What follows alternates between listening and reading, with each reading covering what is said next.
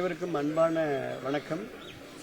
மிக சிறப்பாக கழகத்துடைய பொதுச் செயலாளர் மரியாதைக்குரிய அண்ணன் எடப்பாடியார் அவர்கள் இன்றைக்கு ஒரு சிறப்பான தேசிய ஜனநாயக கூட்டணி அமைத்து மிக சுமூகமாக பல்வேறு விஷயங்களை எல்லாம் முடித்து இன்றைக்கு பிரச்சாரத்தை ஏற்கனவே அவர் தொடங்கியிருக்கின்றார்.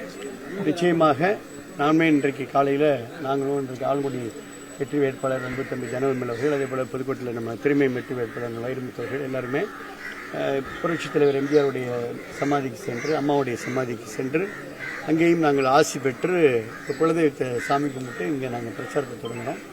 மக்கள் ஆதரவு, கள நிலவரம் நீங்கள் அதான் கேட்குறீங்க. கள நிலவரம் என்பது மக்களுடைய ஆதரவு என்பது மக்களுடைய மன அலை என்பது அதிமுகவுக்கு சாதகமாக இருக்கிறது. அதனால சாமானிய முதலமைச்சர் அண்ணன் எடப்பாடி அவர்கள் மீண்டும் முதலமைச்சராவது உறுதி.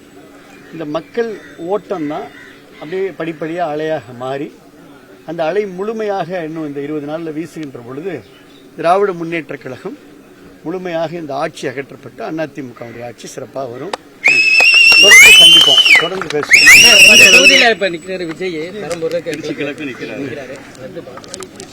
ரெண்டு தொகுதியில் நிக்கிறாருன்னு பாக்குறேன். அது நீங்க அவர்கிட்ட தானே கேட்கணும். சமூக ஓட்டு 2ல நிக்கலாம், இல்ல 20ல நிக்கலாம், அதில் பத்தி ஒன்னும் பிரச்சனை இல்லை. அவர் தான் சொன்னாரு 234 நிக்கிறேன்னு. அதே அவர் பண்ணிட்டு இருக்கலாம். தொடர்ந்து சொல்லிட்டு நான் உங்களுக்கு தெளிவா சொல்றேன். மக்களுடைய எண்ண ஓட்டம், கள நிலவரம் என்பது, திரை நிலவரம் என்பது வேறு, கள நிலவரம் என்பது வேறு. நீங்கள் திரை நிலவரத்தை கேள்வியாக எழுப்புகிறீர்கள், நான் கள நிலவரத்தை பதிலாக சொல்கின்றேன். நன்றி, வணக்கம்.